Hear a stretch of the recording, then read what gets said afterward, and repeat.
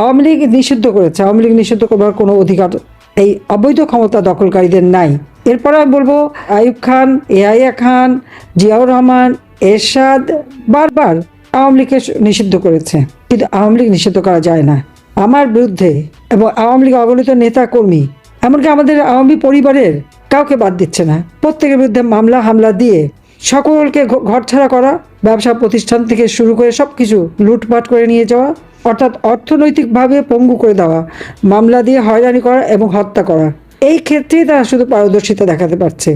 আর যে দেশটাকে আমি অর্থনৈতিকভাবে উন্নত করেছিলাম, প্রত্যেক ঘরে ঘরে বিদ্যুৎ দিয়েছি, আমরা যদি বিদ্যুৎ দিতে পারি তো ওই বাটপাটটাই পারলো না কেন, আর তারিখে পারছে না কেন? সেটা তো আমাদের প্রশ্ন। কারণ সব কিছু তো দিয়েছে আমি, এবং সব রাখা ছিল, আসল কথা সব লুটপাট করে খেয়েছে। যখনই তারা দেখেছে আওয়ামী লীগের প্রতি জনগণের সমর্থন তারা এতটুকু কমাতে পারেনি, বরং আরও বেড়েছে। মিথ্যা অপবাদ দিয়ে যা করেছিল, কিন্তু তাদের দুঃশাসনে জনগণের আস্থা বিশ্বাস আরও বেশি আওয়ামী লীগের উপর এসেছে, যার ফলে আওয়ামী লীগ জনগণের কাছে সব থেকে গ্রহণযোগ্য সংগঠন। সেই জন্য আওয়ামী লীগকে নিষিদ্ধ ঘোষণা দিয়ে নির্বাচন করতে দিল না। কিন্তু এই একটা নির্বাচন এখানেই শেষ হবে না, খুব শীঘ্র আবার নির্বাচন হবে এবং আওয়ামী লীগ নির্বাচন করবে। আওয়ামী লীগ যখনই নির্বাচন করবে, জনগণের ভোটেই আওয়ামী লীগ নির্বাচিত হবে। এবারে যে 12ই ফেব্রুয়ারি নির্বাচন, ওটা কি নির্বাচন হয়েছে নাকি? ওখানে তো 12ই ফেব্রুয়ারি নির্বাচন তো 11ই ফেব্রুয়ারি সন্ধ্যার থেকে ভোট হয়ে গেছে। সান্ধ্য ভোটে জয়যুক্ত হলো তারেক। কতভাবে কারচুপি! আমরা তো নির্বাচন ঠেকাতেও যাইনি, কিন্তু অনেক ক্ষেত্রে তারা আওয়ামী লীগের নেতাকর্মীদের হাত পা ধরেছে। বিএনপি প্রার্থীরা, তাদের জন্য একটু জেতার সুযোগ করে দেওয়া হয়, কারণ জামাত ঠেকাতে হবে। কিন্তু নির্বাচনের পর সে সমস্ত সব অঙ্গীকার ভুলে গেছে। আজকে আমাদের নারীদের উপর অত্যাচার, ছোট্ট শিশুদের উপর অত্যাচার, এই অত্যাচার যারা করে যাচ্ছে, কার সকলকে বলবো, আপনাদের বাড়িঘর যারা লুটপাট করেছে, দোকানপাট ব্যবসা প্রতিষ্ঠান যারা ধ্বংস করেছে, প্রত্যেকের নাম ঠিকানা সব ঠিক করে রাখবেন। আপনাদেরও যেমন সম্পদ আছে, ও তাদেরও তো আছে। তারা তো ভুলে গেছে, ভাবছে যে ক্ষমতা চিরস্থায়ী। ক্ষমতা চিরস্থায়ী না। আর যারা দেশ চালাতে ব্যর্থ, অর্থনীতি ধ্বংস করে দিয়েছে, উন্নয়নশীল দেশের মর্যাদায় উন্নীত হয়েছিলাম, সেটাও ধরে রাখতে পারেনি ওই বাটপার ইউনূস ক্ষমতা এসে। বিশ্ব বাটপার সেটাকেও ধ্বংস করেছে। আর তারিখে তো সে যোগ্যতাই নাই। অর্থ বানানো, সন্ত্রাস করা, জঙ্গিদের মদত দেওয়া, লুটপাট করা এবং গ্রেনেড মারা, অস্ত্র চোরাকারবারি করা, দুর্নীতি করা, এটা এই দক্ষতা এই ক্ষেত্রে খুব দক্ষ, এতে কোনো সন্দেহ নাই। আর একজন তো বাটপার, গরিব মানুষের মোটা টাকার সুদ নিয়ে গরিবের অর্থ আত্মসাৎ করে খাওয়া, এ ব্যাপারে সে আর একজন পারদর্শী। তারা দেশকে কি দেবে? নিজের উদরপূর্তিতেই তো ব্যস্ত। এখন আওয়ামী লীগ এদেশের মানুষের ভাগ্য পরিবর্তন করেছে। ঘরে ঘরে বিদ্যুৎ দিয়েছে, চিকিৎসা সেবা জনগণের দৌড়গড়ে পৌঁছে দিয়েছে, কমিউনিটি ক্লিনিকের মাধ্যমে 30 প্রকারের ঔষধ দিয়েছি, ছাত্রছাত্রীদের বৃত্তি দিয়েছি, উপবৃত্তি দিয়েছি, গবেষণার ব্যবস্থা করে দিয়েছি, বিনামূল্যে বই দিয়েছি, প্রত্যেকটা ইউনিয়ন পর্যায় পর্যন্ত প্রাইমারি স্কুল নতুন বিল্ডিং করে উন্নত করে দিয়েছে, 560টা মসজিদ আমরা নিজের টাকায় করেছি, পদ্মা সেতু আমরা নিজের টাকায় করেছি, অবকাঠামোগত উন্নয়ন করে সারা বাংলাদেশের চেহারা উন্নত করে দিয়েছিলাম। যারা বাংলাদেশে আসতো, ঢাকায় আসতো, বলতো আমরা কোথায় এসেছি, এটা কি বাংলাদেশ, এটা কি ঢাকা? বাংলাদেশের ইউনিয়ন পর্যায় পর্যন্ত, গ্রাম পর্যায় পর্যন্ত রাস্তাঘাট আমরা উন্নতি করে দিয়েছি, খাদ্যের স্বয়ংসম্পূর্ণ করেছি, মানুষের কর্মসংস্থানের ব্যবস্থা করে দিয়েছি, কর্মসংস্থান ব্যাংক করে বিনা জামানতে আমাদের যুব সমাজ যাতে ঋণ নিতে পারে। ওরা ভয় ভীতি সৃষ্টি করে এবং এই মব সন্ত্রাস করে, মব সন্ত্রাস মানে কি? এটা তো জামাত, বিএনপি, ইউনূস বাটপার ইউনূসের সন্ত্রাসী। এই সন্ত্রাস করে একটা ভীতি সৃষ্টি করে তারা রাজত্ব করতে চায়। ভয়কে জয় করে সকলে ঐক্যবদ্ধ হয়ে এর প্রতিকার করতে হবে, প্রতিবাদ করতে হবে। আজকে যে বিদ্যুৎ নাই, বিদ্যুতের দাবিতে প্রত্যেকটা এলাকায় মানববন্ধন এবং সাধারণ মানুষ, কৃষক, শ্রমিক সবাইকে নিয়েই কাজ করতে হবে। একটা পর ইন্ডাস্ট্রি বন্ধ, শ্রমিক, লক্ষ লক্ষ শ্রমিক আছে বেকার, তারা কি করে খাবে? চুরি, ডাকাতি, রাহাজানি, খুন খারাপি, এগুলি তো বেড়ে গেছে। এগুলিকে নিয়ন্ত্রণ করতে পারছে না, পারে মানুষের জীবনে নিরাপত্তা দিতে, না পারে পেটে ভাত দিতে, না পারে যুব সমাজকে চাকরি দিতে, না পারে শ্রমিকের কাজ দিতে, না পারে কৃষকদের সাহায্য করতে, কৃষকদের কৃষি উৎপাদনে সাহায্য করা বা তাদের উৎপাদিত পণ্যের ন্যায্য মূল্য দিতে পারে না। জিনিসপত্রের দাম বেড়ে সকলের ক্রয় ক্ষমতার বাইরে চলে গেছে, তাও নিয়ন্ত্রণ করতে পারে না। শুধু নিজেরা কোথায় কিভাবে কোন কমিশন খাবে, কোন টাকা পাবে, বিদ্যুৎ দিতে পারে না। বিদ্যুতের জন্য তেল, এলএনজি, কয়লা সেগুলি কিনতে পারে না, কিন্তু প্লেন কেনার চুক্তি করে যাতে কমিশনটা ভালো খেতে পারে। এটাই তো এদের চরিত্র। কাজে এদের হাত থেকে আমাদের দেশকে আমরা রক্ষা করবই করব, আর সেদিন খুব বেশি দূরে না। কাজে আপনারা সবাই ঐক্যবদ্ধ হন। আর যেখানে যেখানে আপনারা বলছেন কমিটি নাই, সেই কমিটিগুলি আপনারা এখন যারা মাঠে কাজ করছেন তারাই আপনারা ঠিক করেন। একটা কমিটি কাঠামো গড়ে তোলেন। তারপর আমি নিশ্চয়ই নির্দেশ দিয়ে দেবো যাতে এই কমিটিগুলি সব পূর্ণাঙ্গ হয় এবং সেইভাবে কাজ করা যায়। আর কে কী করলো না করলো এখন কেউই ভালো নাই আওয়ামী লীগের। মামলা হামলা দিয়ে সবাইকে ঘর ছাড়া বাড়ি ছাড়া, আর যারা একটু নেতৃত্ব ছিল তাদের উপর তো অত্যাচার চরম। তাই সেই কথা মাথায় রাখবেন। সবাই ভালো থাকেন, সুস্থ থাকেন। ইনশাআল্লাহ জনতার জয় হবেই হবে, কারণ আমরা আমাদের শক্তি জনগণ, দেশ বিক্রি করি নাই, দেশের জনগণের পাশে আছি, জনগণের জন্যই কাজ করি। আমি দেশে বিদেশে আমার আসার কোনো ইচ্ছা ছিল না, আমি জানতাম না যে আমাকে দেশে আসতে হচ্ছে। যখন আমার বিরুদ্ধে এত অপবাদ, এক দফা আমি বলি ঠিক আছে আমি চলে যাব, আমি টুঙ্গিপাড়া যাব, কিন্তু যাই না, এটা আমার ভাগ্য। তারপরেও বেঁচে আছি বলে তো আপনাদের সাথে কথা বলতে পারছি, খোঁজ নিতে পারছি। আর তাহলে 2007 সালে তো জোর করে দেশে ফিরেছিলাম, তারপরে তো কারাগারে বন্দি। তো সেরকমই থাকতো তো, অথবা আমাদের দুই বোনকে তো মেরেই ফেলবে, সেটাই প্ল্যান ছিল। বাবা মা ভাই সবাইকে তো হত্যা করেছে, এখন বাকি ছিল এটাই। তারপর আল্লাহ বাঁচিয়ে রেখেছে। আল্লাহ যখন বাঁচিয়ে রেখেছে, নিশ্চয়ই বাংলাদেশ আবার আপনারা ফিরে পাবেন, আবার বাংলাদেশ উন্নত হবে ইনশাআল্লাহ। জয় বাংলা, জনতার হবেই। জয় বাংলা, জয় বঙ্গবন্ধু, বাংলাদেশ চিরজীবী হোক। খোদা হাফিজ। মার্কিন পররাষ্ট্রমন্ত্রী মার্কো রুবিও আগামী 24শে মে ভারত সফরে যাচ্ছেন, এমন খবর আমরা গত 10ই মে ভিডিওতে আপনাদের জানিয়েছিলাম। তবে নতুন এবং সবচেয়ে চমকপ্রদ খবর হলো, দিল্লি সফর শেষে মার্কো রুবিও একদিনের ঝটিকা সফরে কলকাতাও যেতে পারেন। যদি তিনি শেষ পর্যন্ত পশ্চিমবঙ্গ সফরে যান, তবে সেটি হবে হিলারি ক্লিন্টনের পর দীর্ঘ 14 বছর পর কোনো মার্কিন পররাষ্ট্রমন্ত্রীর প্রথম কলকাতা সফর। ঘটনা কিন্তু এখানেই শেষ নাই। গত 12ই মে বেশ নাটকীয়ভাবে এবং প্রথা ভেঙে গুয়াহাটিতে আসামের মুখ্যমন্ত্রী হিসেবে হিমন্ত বিশ্ব শর্মার শপথ গ্রহণ অনুষ্ঠানে সশরীরে হাজির ছিলেন মার্কিন রাষ্ট্রদূত ও ডোনাল্ড ট্রাম্পের অত্যন্ত ঘনিষ্ঠ বন্ধু সার্জিও গোর। এ নিয়ে ভারতের কূটনৈতিক পাড়ায় এখন তুমুল শোরগোল আর চুল চেরা বিশ্লেষণ চলছে। প্রশ্ন হলো, মার্কিন প্রশাসনের কাছে ভারতের বাংলাদেশ সীমান্তবর্তী রাজ্যগুলো হঠাৎ এতটা গুরুত্বপূর্ণ হয়ে উঠল কেন? অথচ 2012 সালের সফরে তৎকালীন মার্কিন পররাষ্ট্রমন্ত্রী হিলারি ক্লিন্টন ঢাকা হয়ে কলকাতা গিয়েছিলেন। মমতা ব্যানার্জির সাথে তিস্তার চুক্তি নিয়ে মধ্যস্থতার চেষ্টাও করেছিলেন। তাহলে মার্কো রুবিও এত কাছে এসেও এবার ঢাকায় কেন পা রাখছেন না? তবে কি মার্কিনদের কাছে ঢাকার ভূ রাজনৈতিক গুরুত্ব কমে যাচ্ছে, নাকি 2026-এর নির্বাচনের পর গঠিত ঢাকার নতুন সরকারের কাছ থেকে ইতিমধ্যে বিলিয়ন ডলারের বাণিজ্যিক ও সামরিক সুবিধা নিশ্চিত করে ফেলেছে ট্রাম্প প্রশাসন, যার কারণে আলাদা করে ঢাকা আসার আর প্রয়োজন দেখছে না রুবিও? নাকি দক্ষিণ এশিয়ায় চীনের প্রভাব ঠেকাতে বাংলাদেশের চাইতেও ভারতের এই সীমান্ত রাজ্যগুলোকে এখন বেশি ট্রাস্ট করছে ট্রাম্পের পররাষ্ট্র দপ্তর?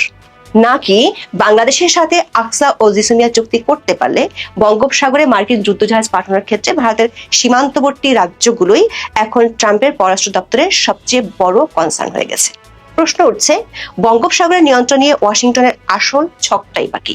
দীর্ঘ 14 বছর পর মার্কিন কূটনীতির এই আকস্মিক ইউটার্ন এবং সীমান্ত রাজ্যগুলোর দিকে ট্রাম্প প্রশাসনের এই বিশেষ নজরদারির পেছনের আসল রহস্য কি?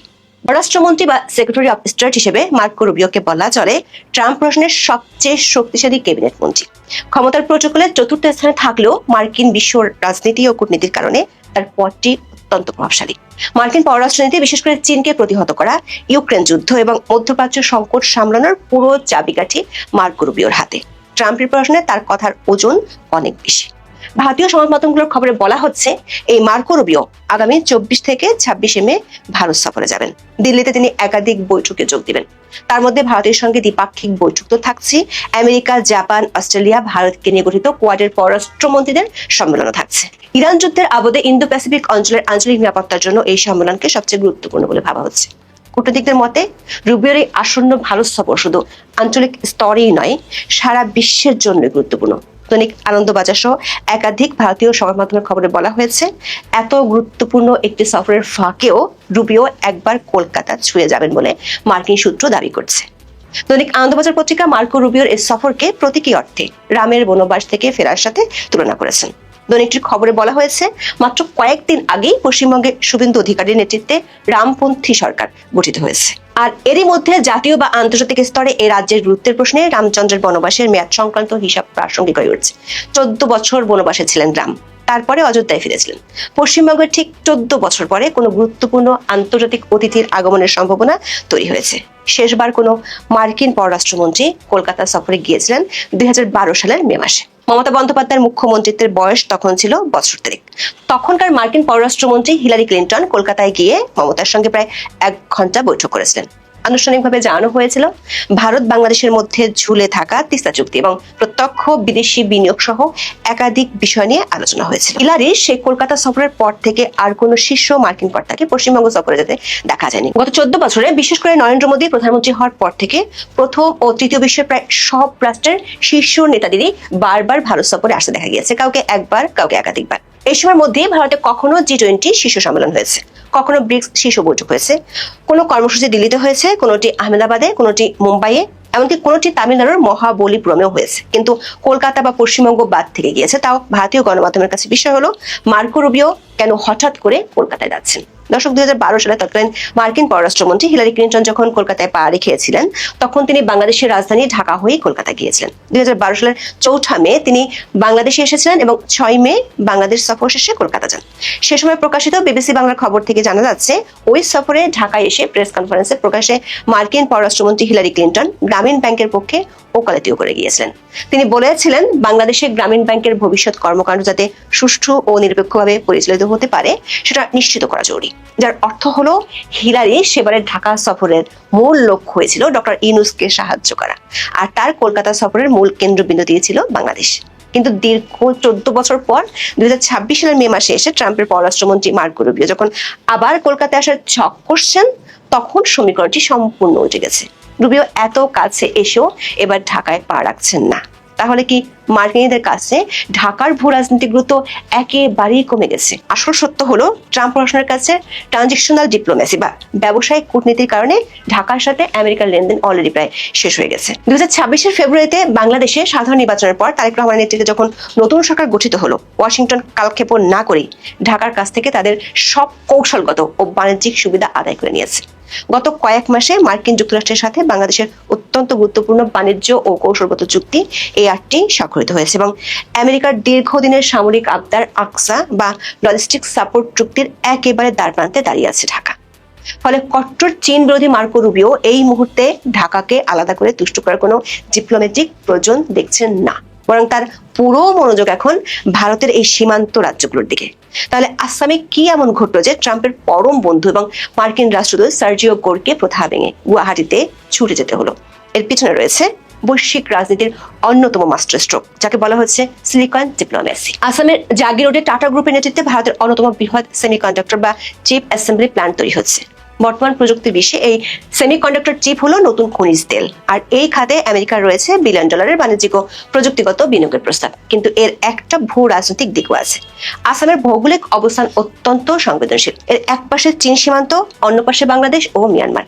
হিমন্ত বিশ্ব শর্মা শুধু আসামের মুখ্যমন্ত্রী নন, তিনি উত্তর পূর্ব ভারতের বিজেপির প্রধান চাবিকাঠি। ট্রাম্প প্রশাসন খুব ভালো করেই জানে চীনের দোরগোড়ায় দাঁড়িয়ে এই সেমিকন্ডাক্টর হাবের নিরাপত্তা নিশ্চিত করতে এবং উত্তর পূর্ব ভারতের করিডোরগুলোতে মার্কিন নজরদারি বাড়াতে হিমন্ত বিশ্ব শর্মার মতো একজন শক্তিশালী আঞ্চলিক নেতার সাথে সরাসরি সংযোগ রাখা কতটা জরুরি। তাহলে প্রশ্ন উঠতে পারে, রুবিও কেন এখন কলকাতায় আসছেন? মার্কিন রাষ্ট্রদূত সার্জিও গোর ইতিমধ্যে ইঙ্গিত দিয়েছেন ভারতের সাথে মার্কিন যুক্তরাষ্ট্রের যে প্রায় $20 বিলিয়ন বিনিয়োগের কথা চলছে তার একটি বড় অংশ এই নতুন পশ্চিমবঙ্গে আসতে পারে।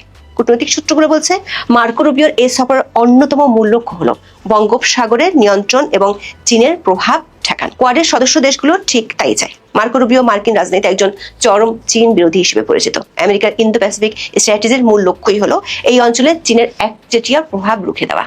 বাংলাদেশ ও মিয়ানমার সীমান্তে যে অস্থিরতা কিংবা বঙ্গোপসাগরে চীনের যে নৌ তৎপরতা তা ভারতের উত্তর পূর্বাঞ্চল এবং পশ্চিমবঙ্গকে সরাসরি স্পর্শ করে।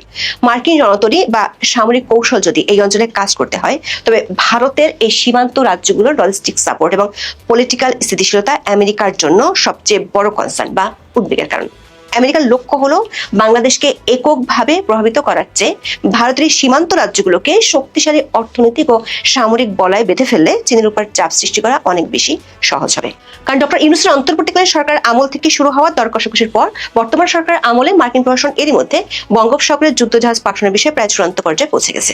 বাংলাদেশ ও আমেরিকার মধ্যে আকসা চুক্তিটি সই হওয়ার পথেই রয়েছে। এটি সই হলে মার্কিন নৌবাহিনীর যুদ্ধজাহাজ এবং যুদ্ধ বিমানগুলো সরাসরি বাংলাদেশের চট্টগ্রাম এবং মাতারবাড়ির মতো স্ট্র্যাটেজিক সমুদ্র বন্দর ও বিমানবন্দরগুলো ব্যবহার করার আইনি অধিকার পেয়ে যাবে। রক্ষণাবেক্ষণ, রিফুয়েলিং এবং লজিস্টিক সাপোর্টের নাম করে মার্কিন যুদ্ধ জাহাজগুলো তখন নিয়মিত অবস্থান করবে বঙ্গোপসাগরে। শুধু তাই নয়, এর পাশাপাশি জেসমিয়া চুক্তিটি স্বাক্ষরিত হলে এই চুক্তির মাধ্যমে ওয়াশিংটন ও ঢাকা সরাসরি ক্লাসিফাইড সামরিক গোয়েন্দা তথ্য আদান প্রদান করতে পারবে, যার ফলে পুরো বঙ্গোপসাগর এবং ভারত মহাসাগরের প্রধান সামুদ্রিক রুটগুলোর উপর মার্কিন সার্ভেলেন্স বা নজরদারি ব্যবস্থা বহুগুণ বেড়ে যাবে। আন্তর্জাতিক গণমাধ্যমগুলোর খবরে বলা হচ্ছে, তারেক রহমান প্রধানমন্ত্রী হবার পর ট্রাম্প যে চিঠি দিয়েছিলেন সেখানেও এই সামরিক চুক্তির কথা বলা ছিল। যদিও আকসা এবং জেসমিয়া চুক্তি দুটি করার জন্য প্রস্তাব দেওয়া হয়েছিল শেখ হাসিনার আমলে, কিন্তু বেশ কয়েক দফা আলোচনার পর শেষ পর্যন্ত আওয়ামী লীগ সরকার সেটি না করে দিয়েছিল। উল্টো শেখ হাসিনা বারবার অভিযোগ করেছিলেন আমেরিকা বঙ্গোপসাগরের সেন্ট মার্টিন দ্বীপে একটি সামরিক ঘাঁটি তৈরি করতে চায় এবং তিনি তাতে রাজি না হওয়াতেই নাকি তাকে ক্ষমতা থেকে ছাড়তে হয়েছে। কূটনৈতিক সূত্রগুলো বলছে, মার্কিন যুক্তরাষ্ট্র ঢাকার সাথে সম্পর্ককে অলরেডি একটি সুনির্দিষ্ট চুক্তির ফ্রেমে বেঁধে ফেলেছে, কিন্তু চীনকে ঠেকাতে এই অঞ্চলে যুক্তরাষ্ট্র যা করতে চায় সেটি শতভাগ সফল করতে হলে ভারতের বাংলাদেশ সীমান্তবর্তী রাজ্যগুলোকে তাদের ভীষণ দরকার। আর এইসব রাজ্যই এখন ক্ষমতায় রয়েছে নরেন্দ্র মোদীর বিজেপি। ট্রাম্পের বর্তমান পররাষ্ট্র দপ্তর এখন মনোযোগ দিচ্ছে ভারতের এই সীমান্ত রাজ্যগুলোর দিকে, যেখানে একদিকে রয়েছে বিলিয়ন ডলারের সেমিকন্ডাক্টর বাণিজ্য আর অন্যদিকে রয়েছে চীনকে চারদিক থেকে ঘিরে ফেলার ভূ রাজনৈতিক ছক। ফলে মার্কো রুবিওর এই সম্ভাব্য কলকাতা সফর এবং আসামে মার্কিন দূতের উপস্থিতি দক্ষিণ এশিয়ার রাজনীতিতে আমেরিকার এক নতুন অধ্যায়ের ইঙ্গিত দিচ্ছে। এই নতুন মেরুকরণে বাংলাদেশ এবং ভারতের এই সীমান্ত রাজ্যগুলোর ভবিষ্যৎ সমীকরণ কোন দিকে মোড় নেয় সেটাই এখন দেখার বিষয়।